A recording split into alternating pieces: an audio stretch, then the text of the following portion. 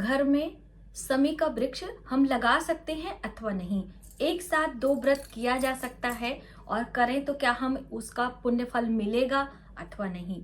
क्या सुहाग की सामग्री हम अपनी छोटी बहन या फिर मायके पक्ष के लोगों को दान कर सकते हैं अथवा नहीं? इस तरह के बहुत सारे सवाल आए हैं दोस्तों। पूजा पाठ से संबंधित ये वीडियो आपके लिए बहुत ही हेल्पफुल हो सकती है, इंटरेस्टिंग हो सकती है। आप इन तक बने रहें, जिससे सभी जानकारी प्राप्त करके आप भी, यदि इनमें से कोई भी आपकी कंफ्यूजन है तो आप उसे दूर कर सकते हैं। नमस्कार, वेलकम टू माय चैनल। मैं हूं मनीषा। दोस्तों, आज की वीडियो आप सभी के रिक्वेस्ट पर है, आप सभी के सवालों के जवाब पर है। तो चलिए देर न करते हुए वीडियो की शुरुआत करते हैं। दोस्तों, आप सभी बहनें बहुत ही शिद्दत से, बहुत ही मन से हमारी वीडियोस देखते हैं और आप सभी के प्यारे प्यारे कमेंट्स आते हैं। तो आप सभी का प्यार और आशीर्वाद ऐसे ही हमारे चैनल के साथ बना रहे, इसके लिए तहे दिल से आप सभी का एक बार फिर से बहुत बहुत शुक्रिया। आप सबके पहले सवाल आए हैं कि दीदी हम अपने घर में समी का वृक्ष लगा सकते हैं अथवा नहीं। जैसा कि समी का वृक्ष शनि ग्रह से संबंध रखता है और शनि देव का वास भी होता है। तो अब ऐसे में यदि हम अपने घर में लगाते हैं तो उसकी शुभता हमें मिलती है अथवा नहीं? बहुत सारा कंफ्यूजन है। तो देखिए, वृक्षों में कोई दोष नहीं है। आप अपने घर में समी का वृक्ष लगाकर गमले में लगा सकते हैं। आप अपने घर के बालकनी में भी रख सकते हैं, छत पर भी रख सकते हैं। ठीक है, आप घर के बाहर भी लगा सकते हैं, कोई परेशानी नहीं, इससे कोई दोष उत्पन्न नहीं होता है। हाँ, आपको ध्यान रखना है कि शनि देव की मूर्ति, शनि देव की फोटो, प्रतिमा अपने पूजा मंदिर में नहीं रखना चाहिए। ठीक है, जैसे कि पंच देवी देवताओं के पूजन करने की बात कही गई है, हम गृहस्थ मनुष्यों के लिए उसमें शनि देव की प्रतिमा नहीं आती है। ठीक है, और आप मंदिर में जाकर भगवान शनि के नाम से दीप लगा सकते हैं और शनि देव पर तेल चढ़ा सकते हैं, पूजा कर सकते हैं, ये सभी कार्य कर सकते हैं। और अपने घर में लगाए हुए समी वृक्ष पर जल भी चढ़ाएं और हर शनिवार को एक सरसों के तेल का दीपक भी लगा सकते हैं।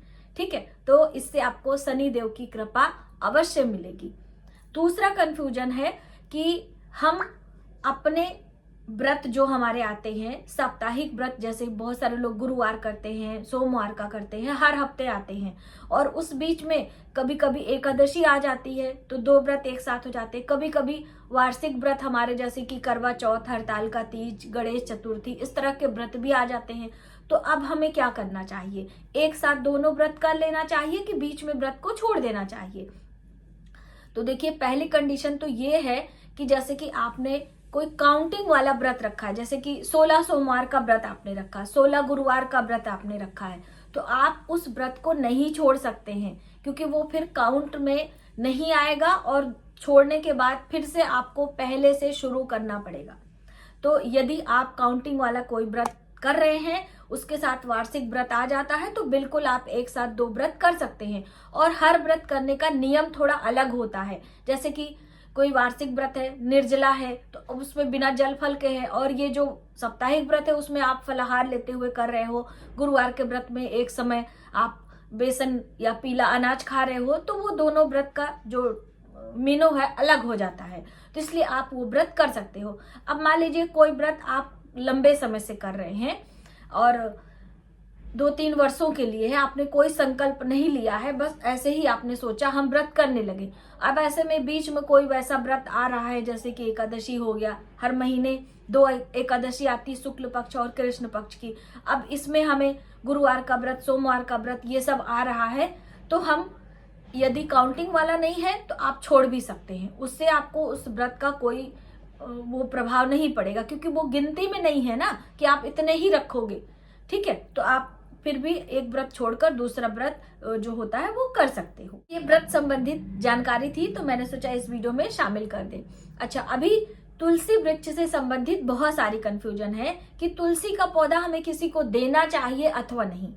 कार्तिक के महीने में, फाल्गुन के महीने में तुलसी के पूजन की बहुत बड़ी महत्वता है। वैसे तो देखिए, हमारे गृहस्थ में हर दिन तुलसी में जल देना और संध्या के समय एक दीपक लगाने की बात कही गई है। इससे घर में सुख समृद्धि रहती है, वैवाहिक जीवन सुखमय बना रहता है। तो देखिए, अब हर दिन नहीं कर सकते हैं तो कम से कम कुछ विशेष माह आते हैं, कुछ विशेष दिन आते हैं जब हम तुलसी माता की पूजा उपासना परिक्रमा करते हैं, तो उनकी विशेष कृपा मानी जाती है। और माता तुलसी को लक्ष्मी स्वरूपा भी माना गया है, यानी माता लक्ष्मी का स्वरूप भी माना गया है। और भगवान विष्णु की पूजा में या भगवान विष्णु के किसी भी अवतार की हम पूजा कर रहे हैं, उसमें तुलसी पत्र हमें उनके भोग में शामिल ही करना होता है। तो ऐसे में हम तुलसी का वृक्ष किसी को देते हैं तो क्या हमारे घर की लक्ष्मी चली जाती हैं? ऐसा बहुत सारे बहनों के मन में संशय है। बिल्कुल भी नहीं। आप तुलसी का वृक्ष दान कर सकते हैं, लेकिन कौन से तुलसी का वृक्ष? जो आप हर दिन पूजा कर रहे हैं उसको नहीं। आपके पूजा वाली तुलसी आप अपने घर में रखें। यदि आपको देना है तो अन्य आपके गमले में उग गई हैं या आप खरीद कर देना चाहते हैं, ऐसी तुलसी आप दान कर सकते हैं। इससे आपको कोई नुकसान नहीं होगा, है ना। जैसे लोग सोचते हैं कि माता लक्ष्मी का स्वरूप है, हम दे देंगे तो हमारे घर से लक्ष्मी माता चली जाएंगे, ऐसा नहीं है। हम धन का भी तो दान करते हैं समय समय पर। सिर्फ संध्या के समय गोधूली बेला में किसी को कर्ज या फिर किसी को धन का दान नहीं करना चाहिए। बाकी आप दान कर सकते हैं। दान करने से आपके धन में वृद्धि भी होती है। माता लक्ष्मी चंचला हैं, एक जगह पे टिक के नहीं रहती है। यदि आप दान नहीं करेंगे या आप खर्च नहीं करेंगे तो वो स्वतः ही कोई ना कोई मार्ग बना के चल जाएंगी। तो इसलिए आपको ये भी ध्यान में रखना है। अगला प्रश्न ये है कि हम घर से बाहर रहने पर, कोई जैसे त्रयोदशी का व्रत हो गया, एकादशी का व्रत हो गया, कहीं सफर में है, किसी और के घर हम गए हैं, तो कैसे पूजा करें, क्या करें? बहुत सारा कंफ्यूजन रहता है। तो देखिए, जैसे शादी विवाह में आप गए हैं किसी के घर में, वहां पर एकादशी आ जाती है, त्रयोदशी आ जाती है, तो आपने व्रत तो कर लेना है। और यदि हो सके तो उनके पूजा मंदिर में जाके आप पूजा भी कर सकते हैं। आप अपने रिलेटिव के यहाँ ही जाएंगे, अपने सगे संबंधी के यहाँ भी जाएंगे, यानी आप अपने माता पिता के घर गए, मायके गए हैं, बहन के घर गए हैं, भाई के घर गए हैं, तो ऐसे में उनसे आपका ब्लड का रिश्ता है, खून का रिश्ता है। तो ऐसे में आप बिल्कुल उनके पूजा मंदिर में उनकी ही चीजों से पूजा कर सकते हैं। देवी देवता सर्वत्र व्याप्त हैं। हम मन से, ध्यान से जहां भी रहते हैं सभी जगह देवी देवता हमें मिल जाते हैं। ऐसा नहीं उनके देवी देवता हैं, आपके देवी देवता हैं, ठीक है। तो आप ऐसे में पूजा पाठ कर सकते हैं। इससे कोई दोष, कोई वो आपका नहीं लगता है। यदि व्यवस्था नहीं भी बनती है, कभी कभी किसी के घर गए हैं, ऐसी परिस्थितियां आ जाती है कि आपको समय नहीं मिलता, तो आप सिर्फ व्रत कर लें। मानसिक रूप से स्नान ध्यान करने के बाद थोड़ा सा कहीं अलग समय निकाल कर ध्यान से उन देवी देवता को याद करें, ध्यान करें जिनकी निमित्त आपने व्रत किया है, ठीक है। फिर आप अपने घर में आएंगे तो कंटिन्यू आप कर सकते हैं। अगला ज्यादातर बहनों के प्रश्न थे कि क्या किसी का दिया हुआ सामान, जैसे कि श्रृंगार की सामग्री अक्सर आपको दान में मिलती, चूड़ी है, बिंदी है, सिंदूर है, महावर है, तो हम उसको स्वयं इस्तेमाल करें या ना करें, या फिर अपने पूजा पाठ में इस्तेमाल करें कि ना करें? तो देखिए, दान की चीजें हैं, अगर आपको उपहार में मिली हैं और उनने उसको चढ़ाया नहीं, यानी कि देवी देवता को चढ़ाकर फिर कोई ना कोई दान देते हैं ना, तो आप थोड़ा सा ध्यान रखिए कि चढ़ी हुई सामग्री को दोबारा आप ना चढ़ाएं। आप उसको स्वयं इस्तेमाल कर सकते हैं। स्वयं चूड़ियां पहन लीजिए, बिंदी लगा लीजिए, कोई मंगलसूत्र है, कुछ भी है तो आप उसका इस्तेमाल कर सकते हैं। देवी देवताओं के पूजन में बिल्कुल नई चीजें, यदि नई है, आपके मायके से मिली है, उपहार स्वरूप आपने माता ने दिया है, भाभी ने दिया, कोई भी दिया है, आप उसका इस्तेमाल पूजा में कर सकते हैं, ठीक है।